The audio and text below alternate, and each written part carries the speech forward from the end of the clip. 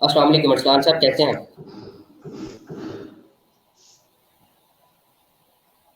वालेकुम सलाम जी। मैं ठीक ठाक, आप कैसे हैं? ठीक हैं? मैं भी ठीक ठाक है।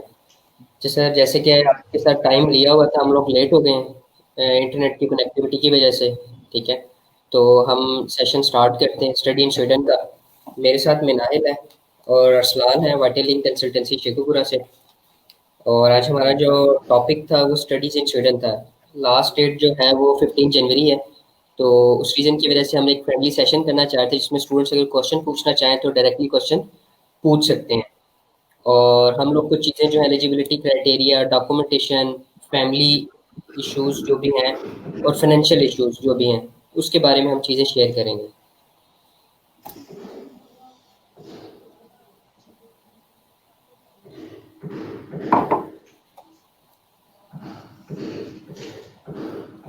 सबसे पहले जो है ना, आप स्टूडेंट्स को ये बताएं कि स्वीडन की एलिजिबिलिटी क्या है फॉर बैचलर्स और मास्टर प्रोग्राम्स की। सर, हम शुरू से करते हैं इंटरमीडिएट लेवल से। ठीक है। वहाँ पर 3 इयर्स का बैचलर्स प्रोग्राम होता है स्वीडन में। और अगर किसी बच्चे ने एफएससी इंजीनियरिंग, एफएससी मेडिकल और आईसीएस और आईकॉम किया हुआ है और 6.5 IELTS overall, not less than 5.5 in each module required है, वो डायरेक्ट बैचलर डिग्री के लिए एलिजिबल होता है। लेकिन वहाँ पर प्रोग्राम्स जो हैं वो बहुत ही स्पेसिफिक हैं। जैसे कि बायोइन्फॉर्मेटिक्स से रिलेटेड प्रोग्राम हो गए, बिजनेस से रिलेटेड प्रोग्राम्स हो गए। बैचलर लेवल पे इंजीनियरिंग आपको कहीं पे भी नहीं मिलेगी पूरे स्वीडन में। अगर मिलेगी तो 1 से 2 कोर्सेज बस। 35+ यूनिवर्सिटीज़ हैं और 2 यूनिवर्सिटीज़ ऐसी हैं जो कि ज़्यादा कोर्सेज ऑफर कर रही हैं, बाकी ज़्यादा नहीं कर रही बैचलर लेवल पे। ठीक है। अब हम आ जाते हैं और सर अगर किसी के मास्टर्स की सिक्स पॉइंट तरफ। फाइव से हम अगर सर किसी के 6.5 से कम है तो वो डिप्लोमा, 6 मंथ का डिप्लोमा प्रोग्राम होता है और वो कंप्लीट करके आगे डिग्री पे अपनी प्रोग्राम में जा सकता है। उसमें आइल्स रिक्वायरमेंट जो है वो 5.5 है, not less then 5 in each. तीन एक यूनिवर्सिटीज़ हैं जिनमें से 2 यूनिवर्सिटीज़ के जो एडमिशन क्लोज हो गए हैं, एक रह गई है, वो ऑफर कर रही है। ठीक है। और अब मास्टर प्रोग्राम्स का बताइएगा। मास्टर्स प्रोग्राम, सर जिस स्टूडेंट ने 4 इयर्स की ऑनर्स डिग्री की हुई है, इंजीनियरिंग में की है, कंप्यूटर साइंसेस में की है और इंफॉर्मेशन टेक्नोलॉजी, लेकिन इंफॉर्मेशन टेक्नोलॉजी की सब डिग्रीज जो हैं वो अप्रूव्ड नहीं होती। कुछ नॉन लिस्टेड यूनिवर्सिटीज़ हैं बड़ी, तो उसमें जो है बड़ा नहीं स्टूडेंट्स आते। यानी कि यूनिवर्सिटी एडमिशन्स की जो वेबसाइट है उस पर क्लियरली ये लिखा हुआ है कि उन स्टूडेंट्स ने इंफॉर्मेशन टेक्नोलॉजी में वो की हुई है डिग्री, अपनी ऑनर्स डिग्री की हुई है, वो लोग कंसीडर नहीं करते। लेकिन चंद एक यूनिवर्सिटीज़ हैं जिनको वो कंसीडर कर लेते हैं। उसकी लिस्ट मैं आपके साथ शेयर कर दूंगा बाद में। आगे आ अच्छा, मुझे जाते ये हैं जिस बताइएगा। स्टूडेंट्स ने। हाँ, हाँ, हाँ। जी जी। आप स्टूडेंट्स को ये बताइएगा किस किस सब्जेक्ट के जो जिन्होंने ऑनर्स डिग्री कंप्लीट की हुई है विदाउट आइल्स अप्लाई कर सकते हैं मास्टर प्रोग्राम्स के लिए। जिस बच्चे ने इंजीनियरिंग किसी भी सब्जेक्ट में की हुई है, chemical, civil, mechanical, electrical, electronics, any degree, 4 years की ऑनर्स डिग्री पाकिस्तान की किसी भी यूनिवर्सिटी से की हुई है, वो एलिजिबल है। ओके। ठीक है। और एक और चीज़ है जिसमें काफ़ी हम्म। स्टूडेंट कंफ्यूज होते हैं। ये तो हो गया ना आर्ट्स का, कि आप किसको एग्जाम्प्ट है, किसको आर्ट्स एग्जाम्प्ट नहीं है, कंपलसरी किसके लिए है। ठीक है। इसके बाद जो मेन इशू है जिसमें आजकल बच्चे कंफ्यूज हैं वो ये है कि डिग्री, जब डिग्रीज अपने अटेस्ट करवाते हैं उसमें इन्वेल्थ वगैरह कैसे बनाना है। ठीक है। कहाँ कहाँ एग्जैक्टली। से डिग्री अटेस्ट करवानी है। मोफा से करवानी है, आईपीसीसी से करवानी है, एचईसी से करवानी है। इसमें बड़ी कंफ्यूजन होती है स्टूडेंट्स को। इसके बारे में कुछ बताएं आप। सर उसी के लिए स्पेशली हमारा सेटअप था कि मैंने एक स्टूडेंट के डॉक्यूमेंट्स अपने पास लेके रखे हुए हैं, साथ साथ आपको दिखाता हम्म। जाऊंगा और साथ साथ आपको बताता जाऊंगा। थोड़ा सा अलग क्राइटेरिया है पंजाब, सिंध, बलूचिस्तान और केपी का। केपी के स्टूडेंट्स की मार्कशीट और सनद रिक्वायर्ड होती है, मैट्रिक और इंटर की। लेकिन जिस स्टूडेंट ने पंजाब से पढ़ा हुआ उसको जो सनद रिक्वायर्ड होती है। ओके। यहाँ तक आपको क्लियर हो गया? हाँ जी। ठीक है। ठीक है। उसके बाद स्टूडेंट अपनी मैट्रिक और इंटर की सनद, ये मैट्रिक की सनद है। और ये इंटरमीडिएट की सनद है, ठीक है। इन दोनों संतों को लेके, ठीक है, अपने मुतलका बोर्ड जाता है, ठीक है। जैसे कि अगर स्टूडेंट गुजरांवाला बोर्ड से है तो वो गुजरांवाला बोर्ड जाएगा, अगर लाहौर बोर्ड से है तो वो लाहौर बोर्ड जाएगा, भावलपुर बोर्ड से है तो भावलपुर बोर्ड जाएगा, सरगोदा बोर्ड से है तो सरगोदा बोर्ड जाएगा। ये दोनों संतें लेके तकरीबन 6000 अप्रोक्सीमेटली बोर्ड की फीस होती है, ओके। ठीक है। बोर्ड की फीस होती है अप्रोक्सीमेटली 6000। पूरे पंजाब में एक ही फीस चल रही है अराउंड 6000 पाकिस्तानी रुपीस, ठीक है। वो उनका बैंक है पड़ा, उधर ही पे करते हैं। पे करने के बाद वो आपको एक इन्वेलप दे देते हैं। उस इन्वेलप का मतलब ये नहीं है उन्होंने आपको अटेस्ट कर दिया है, उसका मतलब उन्होंने आपके डॉक्यूमेंट को वेरीफाई कर दिया है कि ये दोनों संतें ओरिजिनल है। ठीक है। देन उसके बाद वो इन्वेलप एक एक एक्स्ट्रा फोटोकॉपी, ठीक है, और एक्स्ट्रा फोटोकॉपी और ओरिजिनल संतें, ठीक है, आप बाय हैंड लेके जाते थे, वॉक इन आईबीसीसी के ऑफिस में जमा करवाते थे। With in 24 hours Islamabad office आपको रिटर्न कर देता। लेकिन आजकल कोविड-19 की सिचुएशन है, तो आप इनका ऑनलाइन फॉर्म है वो फिल करते हो, और नेशनल बैंक जो है पड़ा, किसी भी ब्रांच उन्होंने लिस्टेड दी हुई है कौन कौन सी ब्रांच है, ठीक है। शेखुपुरा में आप लोगों की मेन ब्रांच है पड़ी, मुल्तान में हम लोगों की जो कचहरी मेन सिटी ब्रांच है वो ले रही है, यानी कि चंद मखसूस ब्रांचेज हैं, उनकी लिस्ट उन्होंने आईबीसीसी की वेबसाइट पे दी हुई है। ओरिजिनल डॉक्यूमेंट्स के साथ आपने हर डॉक्यूमेंट की दो दो कॉपीज एक्स्ट्रा उनके साथ सबमिट करनी होती। एक वो अपने रिकॉर्ड में रखते हैं, एक फोटोकॉपी अटेस्ट करके वापस कर देते हैं। सर ये ठीक है। इस शेप में आपने आती हैं डॉक्यूमेंट्स अटेस्ट होने के बाद। ठीक हो गया, ये मैट्रिक की होगी, ये इंटरमीडिएट लेवल की होगी, ठीक है, इसको आप देख सकते हैं।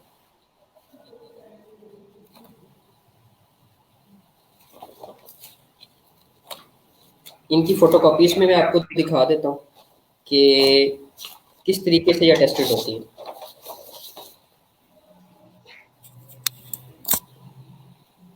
ये अटेस्टेड हुई हुई इंटरमीडिएट है बड़ी फोटोकॉपी, और ये अटेस्टेड हुई हुई मैट्रिक है पड़ा। ये दोनों कॉपीज जो हैं ये इस तरह इकट्ठे होके ये इन्वेलप के अंदर सील हो जाती हैं। इन्वेलप भी मेरे पास एक पड़ा हुआ एक स्टूडेंट का, ये इन्वेलप है आईबीसीसी की तरफ से जो मिलता है सीड इन्वेलप। इस पे आईबीसीसी का एड्रेस हर चीज लिखी हुई है, इसको भी आप देख सकते हैं। ये आईबीसीसी का प्रोसेस यहाँ पर कंप्लीट हो गया। आईबीसीसी से रिलेटेड कोई क्वेश्चन है तो पूछें। इससे रिलेटेड तो नहीं, वैसे एक और चीज है, जैसे अभी देखें दिसंबर एंड हो रहा है, ठीक है, हमारे पास 15 दिन बाकी हैं एप्लीकेशन डेडलाइन में। तो अगर कोई ऐसा स्टूडेंट हो जिसकी अभी तक अटेस्टेशन ना हुई हो, ना एचईसी से हुई हो, ना आईबीसीसी से हुई हो, वो अब 15 डेज में कैसे उसे कंप्लीट कर सकता है? सर मेरे इस टाइम पूरे पाकिस्तान में जितने स्टूडेंट्स हैं ना, ये बेसिकली सेशन फ्रेंडली सेशन उन्हीं के लिए है कि आसानी की जा सके, जितनी आसानी की जा सकती है। बहुत इजी है सर। ऑनलाइन आप किसी भी उस पे जाएंगे, बोर्ड ऑफिस जाएंगे, बोर्ड ऑफिस अपने डॉक्यूमेंट्स लेके जाएं, सुबह 8 बजे बोर्ड ऑफिस पहुंच जाएं, 9-10 बजे वो आपको इन्वेलप वापस कर देते हैं। आप दोबारा आएँ, किसी भी शॉप पर अपना वाउचर जनरेट करें, उसके साथ फॉर्म फिल करें, ये डॉक्यूमेंट्स लगाएँ। टीसीएस पे वर्कलोड इस टाइम बहुत ज़्यादा है, क्योंकि टीसीएस ये सर्विसेज दे रहा है। हमारे स्टूडेंट्स को ये पता ही नहीं है कि ये सर्विसेज लेपर्ड्स भी ऑफर कर रहा है। ऐसे ही है। तो लेपर्ड ये जो सर्विसेज ऑफर कर रहा है बड़ा, उन पे वर्कलोड कम है। आप लेपर्ड के थ्रू जाके भेजें, 4 दिन के अंदर आपके डॉक्यूमेंट्स वापस आ जाते हैं अटेस्ट होके। ठीक है। और हमारी कोर्स मीन्स सिलेक्शन पोर्टल की जो डेट है वो 15 जनवरी है। मिसिंग डॉक्यूमेंट्स जो हैं हम अप्रोक्सीमेटली 31 जनवरी तक भेज सकते हैं। 31 जो उन्होंने वहाँ पर 1 फेब लिखा हुआ है, लेकिन 31 को भेजेंगे तो 1 फेब को वहाँ कंसीडर होगी। और जो हमने डॉक्यूमेंट्स डीएचएल करवाने हैं, अगर वो हमें 24 या 25 जनवरी तक मिल गए तो 30 या 31 जनवरी तक वहाँ पहुँचेंगे। क्योंकि कोविड-19 की सिचुएशन है, तो डीएचएल पहले 72 घंटों में पहुँचता था, तो अब 72 से वो 96 घंटे तक चला गया। ठीक है। ओके। अच्छा, इसके बाद अब इसमें कोई ऐसा क्वेश्चन तो नहीं है मेरे ख्याल में जो अभी आपने डिस्कस ना किया हो? इन्हीं चीज़ों में ज़्यादा मुश्किलात होती हैं स्टूडेंट्स को, वो तो एग्जैक्टली होपफुली आईबीसीसी के मैंने दोनों प्रोसेस बता दिए कि हम लेपर्ड के थ्रू और टीसीएस के थ्रू दोनों तरीकों से चल सकते हैं। टीसीएस पे वर्कलोड बहुत ज़्यादा है, ठीक है, और क्या कहते हैं लेपर्ड पे वर्कलोड नहीं है। तो मेरे एक स्टूडेंट ने मुझे आके बताया कि सर ये 4 डेज के अंदर मैंने ये चीज़ें करवा दी। ओके, ठीक हो गया। अच्छा ये बताइएगा ज़रा आप स्टूडेंट्स को कि एक स्टूडेंट जो है कितने प्रोग्राम्स में एक टाइम में अप्लाई कर सकता है? सर एक स्टूडेंट जो है मिनिमम 4 प्रोग्राम्स में अप्लाई कर सकता है स्वीडन में। कोई से भी 4 प्रोग्राम्स वो चूज़ कर सकता है। उसकी एप्लीकेशन फ़ीस एक ही होती है, 900 स्वीडिश करोना। वो अपने डेबिट कार्ड से भी पे कर सकता है, अपना ऑनलाइन सेशन एक्टिव करवा के, और अपने क्रेडिट कार्ड से भी पे कर सकता है। फिर अगर स्टूडेंट के पास क्रेडिट कार्ड नहीं होता तो फिर उसमें हम हेल्प आउट करते हैं। ओके, और इनका जो एडमिशन नोटिस कब तक आते हैं? वंस अप्रैल सबमिट के फर्स्ट और सेकंड वीक में। लास्ट वंस हमने ईयर एडमिशन अप्लाई 7। कर जी जी। वंस हमने एडमिशन अप्लाई कर दिया है उसके बाद का क्या ठीक हो प्रोसेस गया। होता है? हमें नोटिफाई करते रहते हैं किस स्टेट में इससे चला गया? इनका ऑस्ट्रेलिया और यूके की तरह ऑफर लेटर नहीं आता, और ना ही सीओई और कैश इशू होता है। इनकी मिनिस्ट्री है एजुकेशन मिनिस्ट्री, उन्हीं का डिसीजन होता है और वो लास्ट डिसीजन होता है, वो चेंज नहीं होता। ठीक है। अप्रैल के फर्स्ट वीक में लास्ट ईयर 2020 में 7 अप्रैल और 14 अप्रैल, 7 अप्रैल को मास्टर्स वालों के एडमिशन कंफर्म होके आए थे, और 14 अप्रैल को राउंड अप्रोक्सीमेटली बैचलर्स और डिप्लोमा वालों के एडमिशन कंफर्म होके आए थे। इस साल अभी तक उन्होंने डेट्स अनाउंस नहीं की, लेकिन हर साल अप्रैल में ही होते हैं। लेकिन इनकी जो डेट्स डेडलाइन है वो अनाउंस हो चुकी है, 15 जनवरी है। ओके। सर हमारे पास एक बच्चे का क्वेश्चन आया है, अब्दुल रहमान का, कि एसआई की स्कॉलरशिप जो है वो कैसे अप्लाई की जाए। जब आप नॉर्मल कोई भी स्कॉलरशिप अप्लाई करते हैं, ठीक है, उनके पास पाकिस्तान का जो कोटा है वो 5 सीट्स होती हैं पाकिस्तान की। Last year approximately 4 students eligible हुए थे एसआई स्कॉलरशिप के लिए। तो नॉर्मली बहुत अच्छी सीजीपी हो, 3.5 प्लस सीजीपी हो, और 7.5 या 7 ईच आइल्स हो, तो चांस है बड़ा, क्योंकि कंपटीशन जो है वो सिर्फ पाकिस्तान से नहीं है या पंजाब से नहीं है, सिंध केपी के या बलोचिस्तान से नहीं है। ठीक है। आपका इस टाइम पूरी दुनिया के साथ कंपटीशन चल रहा है। ठीक है। तो ऐसे स्कॉलरशिप विन करना मेरा ख्याल है कि बहुत डिफिकल्ट काम है। हाँ, आप क्या कहते हैं वो कर सकते हैं, पार्शल स्कॉलरशिप अप्लाई कर सकते हो, अपसला यूनिवर्सिटी में, गोथेबर्ग में, उसके बाद जॉन शॉपिंग यूनिवर्सिटी में, लिनक्स यूनिवर्सिटी में। ठीक है। ये पार्शल स्कॉलरशिप्स देती हैं 20% से लेकर 50% तक, और कुछ 75% तक। लेकिन स्कॉलरशिप विन करने के लिए आपकी प्रोफाइल बहुत अच्छी होनी चाहिए। कम से कम आपके पास 7 ईच आर्ट तो लाजमी होना चाहिए।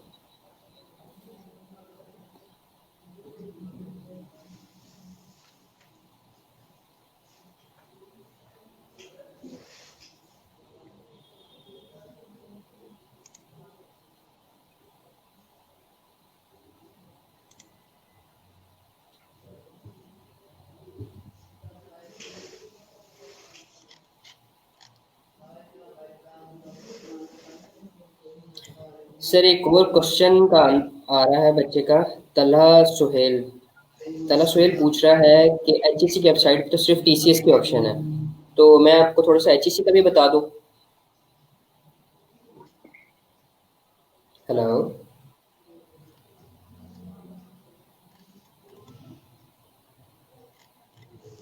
हेलो। जी जी, सुन रहे हैं आपको। ठीक हो गया। सर एचईसी का मैं थोड़ा सा बता दूं, जिनकी बैचलर्स 2 ईयर की और मास्टर्स 2 ईयर की है, तो डॉक्यूमेंट्स आपको पता है, बैचलर की ट्रांसक्रिप्ट डिग्री, ठीक है, और मास्टर की ट्रांसक्रिप्ट और डिग्री। ये बैचलर की ट्रांसक्रिप्ट है, एचईसी टेस्ट हुई हुई है, ये उसकी डिग्री है, ये टेस्ट हुई हुई है। देन मास्टर की ट्रांसक्रिप्ट, ये एचईसी से टेस्ट हुई हुई है। ठीक हो गया। उसके बाद ये जो स्टैम्प, ये बेसिकली एचईसी की स्टैम्प है। मिनिस्ट्री ऑफ फॉरेन अफेयर की स्टैम्प जो है इसको इग्नोर कर दें, ये स्वीडन के लिए रिक्वायर्ड नहीं होती मिनिस्ट्री ऑफ फॉरेन अफेयर। ये डॉक्यूमेंट सारे ओरिजिनल अटेस्ट होके, स्कैन होके, फ्रंट और बैक से ये अपलोड होते हैं उनके पोर्टल में। फोटोकॉपीज, ये फोटोकॉपीज हैं खड़ी।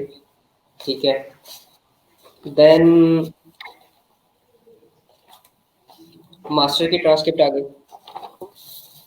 ये मास्टर की डिग्री आ गई। लास्ट वन, ये सारे जो फोटोकॉपीज हैं ये एचईसी के एनवेलप में सील हो जाते हैं। ये एचईसी के एनवेलप पे स्टैम्प्स होती हैं। इसको कलर की तरफ नहीं देखना। हर डिपार्टमेंट, लाहौर का अलग कलर है, इस्लामाबाद ने अलग बनाया हुआ है। केपीके ने अलग बनाया हुआ है, कोयटा ऑफिस ने अलग बनाया हुआ है, कराची ऑफिस ने अलग दिया है। तो इस सील को आपने ध्यान देना है, ये सील लगी होनी चाहिए, ठीक है, बस कलर कोई भी हो एनवेलप का वो चल जाता है। और सर एक और स्टूडेंट है, वो सेम क्वेश्चन पूछ रहा है कि मेरे एचईसी के पोर्टल पे अभी तक स्टिल वहाँ पर आ रहा है पेंडिंग। तो एक बैड न्यूज़ भी है और एक गुड न्यूज़ भी है कि एचईसी ने अपने पोर्टल को बड़ा इम्प्रूव कर लिया है। अब काम जो है पहले से क्विकली हो रहा है। उनका जो पुराना पोर्टल है वो बंद हो चुका है, ठीक है। और जो न्यू पोर्टल है पड़ा, उसमें ये है पड़ा कि आप उसमें अपने डॉक्यूमेंट्स अपलोड करते हैं, वो आपकी स्क्रूटनी के लिए चले जाते हैं। स्क्रूटनी का आसान वर्ड्स ये ले लें कि एचईसी आपके डॉक्यूमेंट्स को देखता है कि ये ठीक है, और यूनिवर्सिटी से पूछ लेता है कि ये डॉक्यूमेंट्स ठीक है, यानी कि यूनिवर्सिटी के फोकल पर्सन होते हैं, ठीक है।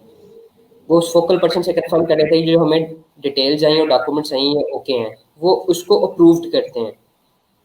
अप्रूव्ड करने के बाद वहाँ पर लिखा हुआ था अप्रूव्ड, उसके साथ एक और लिंक है पड़ा, उस पर क्लिक करते हैं तो आपके फॉर्म डाउनलोड हो जाता है, ठीक है। पहले होता था कि वहीं पर ही लिखा हुआ जाता है टीसीएस के साथ वॉक इन, वॉक इन पे क्लिक करते थे, नीचे अपॉइंटमेंट्स ओपन हो जाती थी।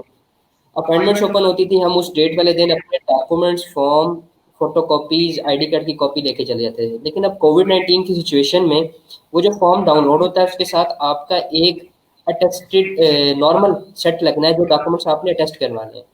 सपोज आपने बैचलर्स की ट्रांसक्रिप्ट उसका प्रोविजनल सर्टिफिकेट अटेस्ट करवाना है, ठीक है, तो उसके साथ फॉर्म के साथ लगा देंगे, फोटोकॉपी लगा देंगे, ठीक है।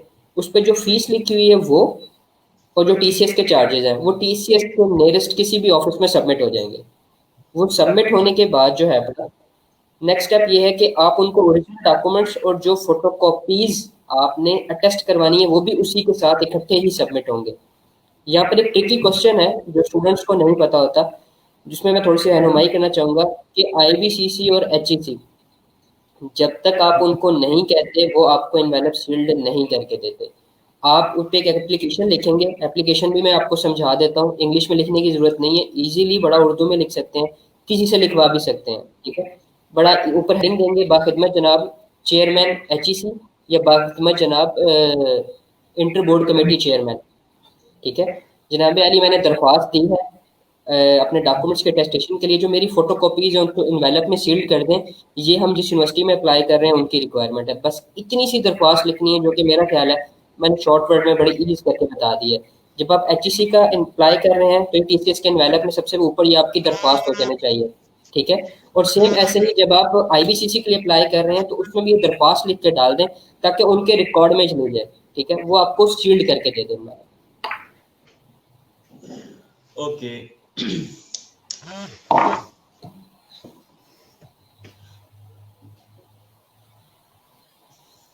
उम्मीद है मुझे अब समझ आ गई होगी स्टूडेंट्स को काफी, जो रिगार्डिंग एडमिशन की है, जो डॉक्यूमेंट से रिक्वायर्ड होता है ना चीजें, इनको समझ काफी आ गई होनी है।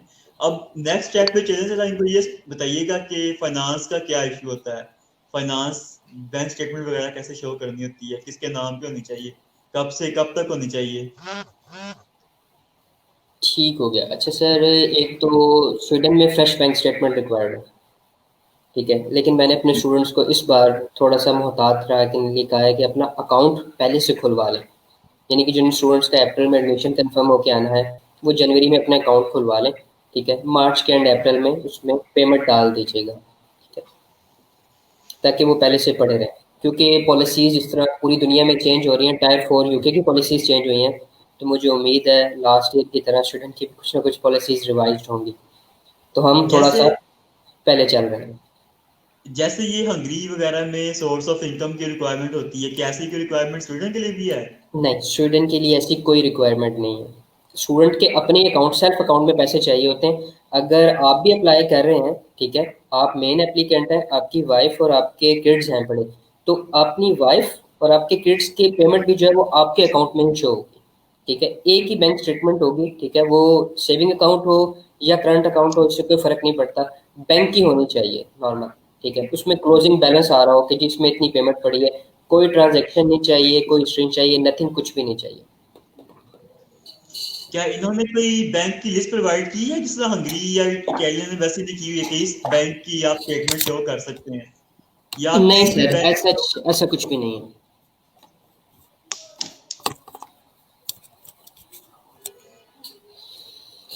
नहीं सर, ऐसा कुछ भी नहीं है।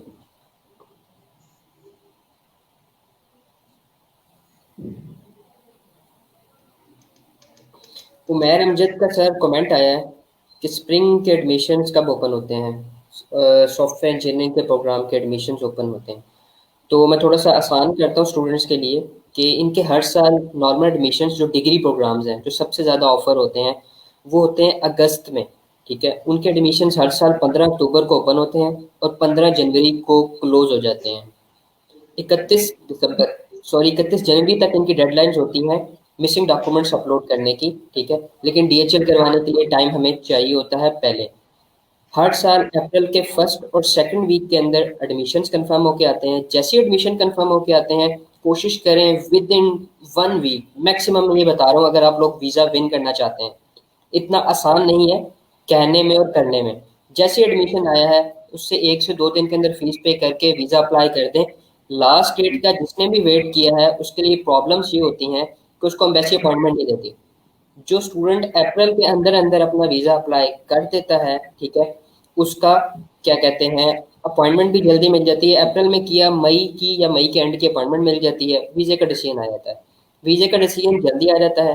वीज़ा डिसीजन आने के बाद 2 से 3 वीक्स के बाद इनका कार्ड एक इशू होता है और वो कार्ड की जो डेट होती है वो हर साल एक ही होती है, 1 अगस्त से शुरू हो रही होती है। आपका वीज़ा अप्रैल में आ जाए या मई में आ जाए या जून में आ जाए या जुलाई में आ जाए, उसकी स्टार्टिंग डेट 1 अगस्त की होती है। एक चीज़ मैं यहाँ पर और ऐड करता जाऊँगा कि पीएचडी के काफ़ी सारे क्वेश्चंस आ रहे हैं। पीएचडी के लिए डायरेक्टली आप अपनी यूनिवर्सिटी से रब्ता कर सकते हैं। ठीक है, वहाँ पर अपने सुपरवाइजर्स को सर्च आउट करें, उनको डायरेक्टली मेल करें। ठीक है, वो अगर आपको कंसीडर कर लेते हैं तो देन आप इसको लेकर आगे चल सकते हैं। ठीक है, और पीएचडी जो वहाँ पर है वो फ्री है। ठीक है, और वहाँ पर वो मंथली स्टाइपेंड भी दे देते हैं। लेकिन पीएचडी के लिए हम लोग फिलहाल कोई भी सर्विसेज नहीं दे रहे। हम लोग इस टाइम बैचलर्स मास्टर और डिप्लोमा प्रोग्राम के लिए स्टूडेंट्स को गाइड कर रहे हैं। तो पीएचडी के लिए फिर कभी एक अलग सेशन रख लेंगे, या मेरा कोई स्टूडेंट पीएचडी का हुआ स्वीडन में तो मैं उसको लाइव ले आऊँगा, उससे क्वेश्चन आंसर्स कर देंगे। अदनान सदीकी साहब, ये आपके क्वेश्चन का आंसर है।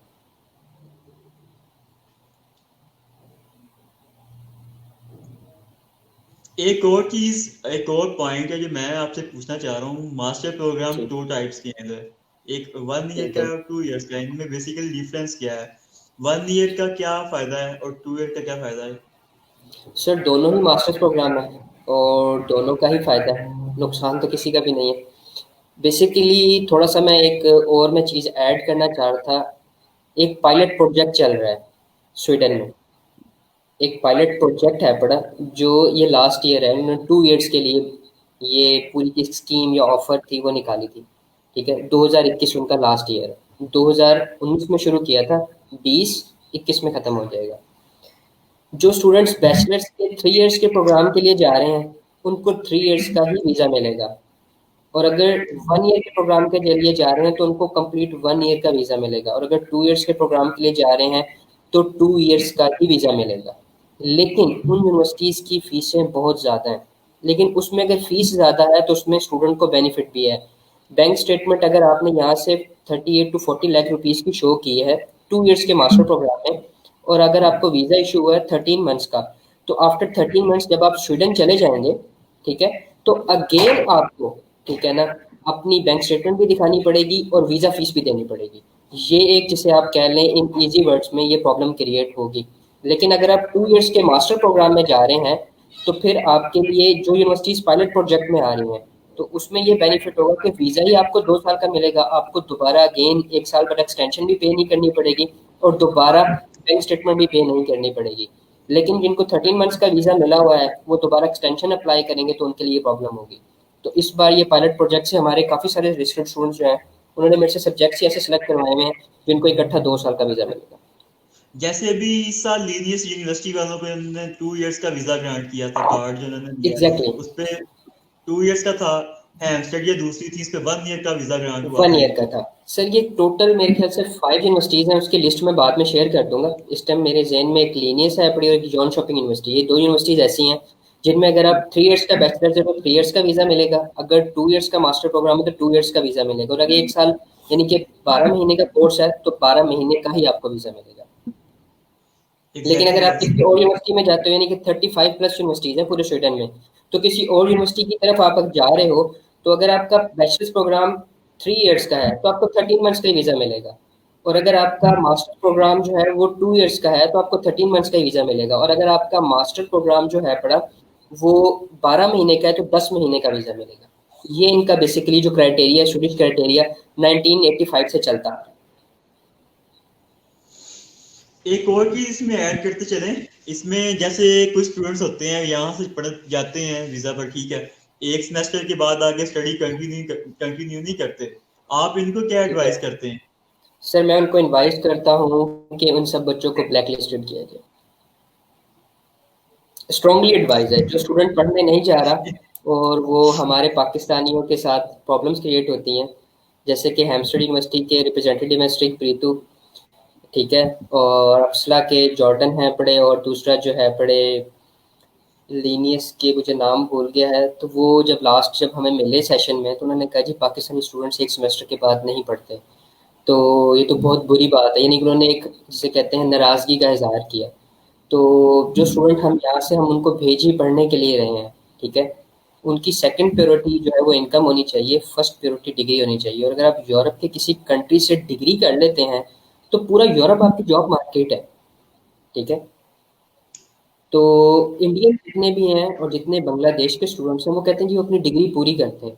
हमारे स्टूडेंट्स के लिए एक और भी है बड़ा आसान वे, जिसके पास पैसे कम हैं, वो अपनी 6 मंथ यानी कि 30 क्रेडिट्स को पूरा करें, ठीक है। मुश्किल है लेकिन सब लोग करते हैं और हर चीज़ मेहनत के बाद आती है, ठीक है। 30 क्रेडिट्स यानी कि एक सेमेस्टर पूरा करें, 13,000 स्टूडेंट्स करोड़ की जॉब ढूंढें, वर्क परमिट अप्लाई कर दें, आपकी एजुकेशन फ्री हो जाएगी। यानी कि बाय लॉ लीगल वे से चलें।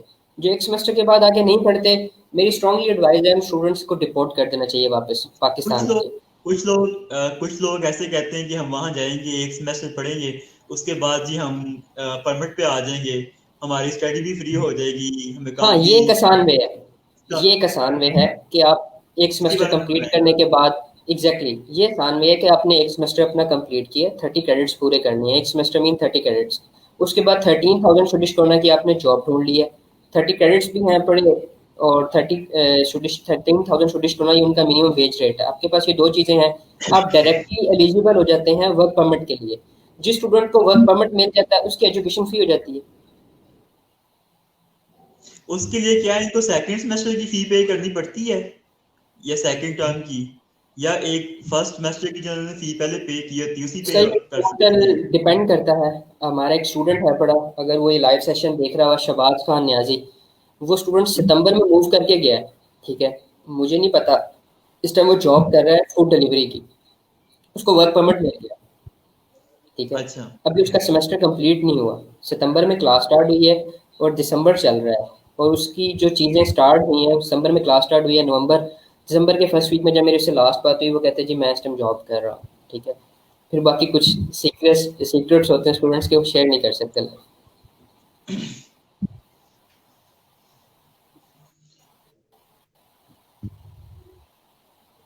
एक और जो प्रॉब्लम है ना वो अब्दुल रहमान स्टूडेंट्स को तारिक का हाँ, जी जी जी सर, क्या एक और प्रॉब्लम है? प्रॉब्लम जो स्टूडेंट बहुत फेस करते हैं, यहाँ से चले जाते हैं, इनको अकोमोडेशन का बड़ा मसला होता है।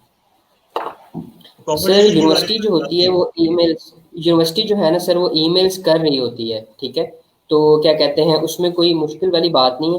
यूनिवर्सिटी जैसे ही ईमेल करती है आप अकामोडेशन जो है उसको बुक कर सकते हैं, अपनी अकामोडेशन को जो है वो बुक करें, ठीक है।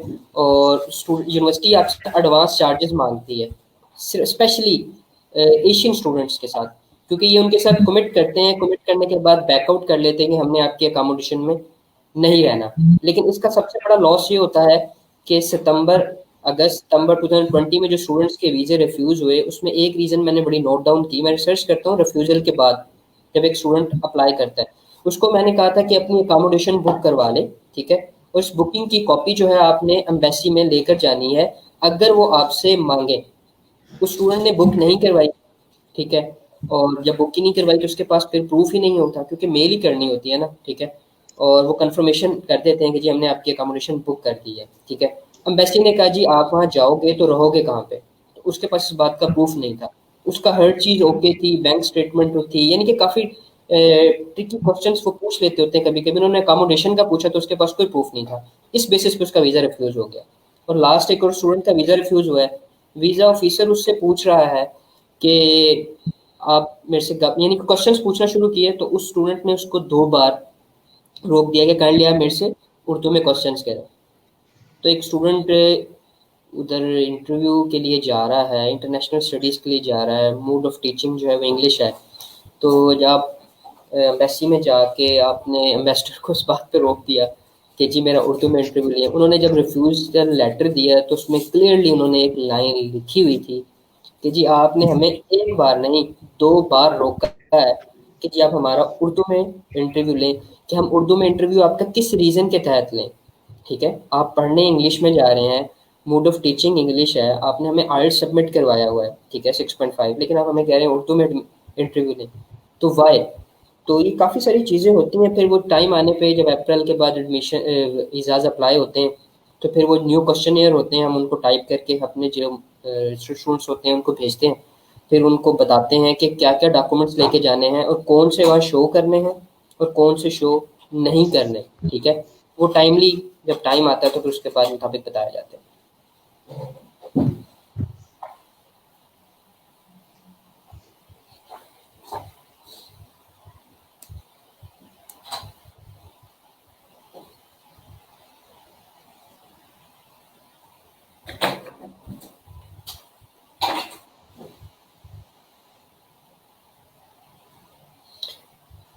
यहाँ पर एक और स्टूडेंट ने कमेंट किया है, अब्दुल रहमान तारिक ने, कि हम डिपॉजिट आफ्टर एडमिशन कंफर्मेशन के बाद फ़ौरन कर दें अप्रैल तक, तो हमें क्या कहते हैं कंफर्मेशन आती है स्कॉलरशिप्स की।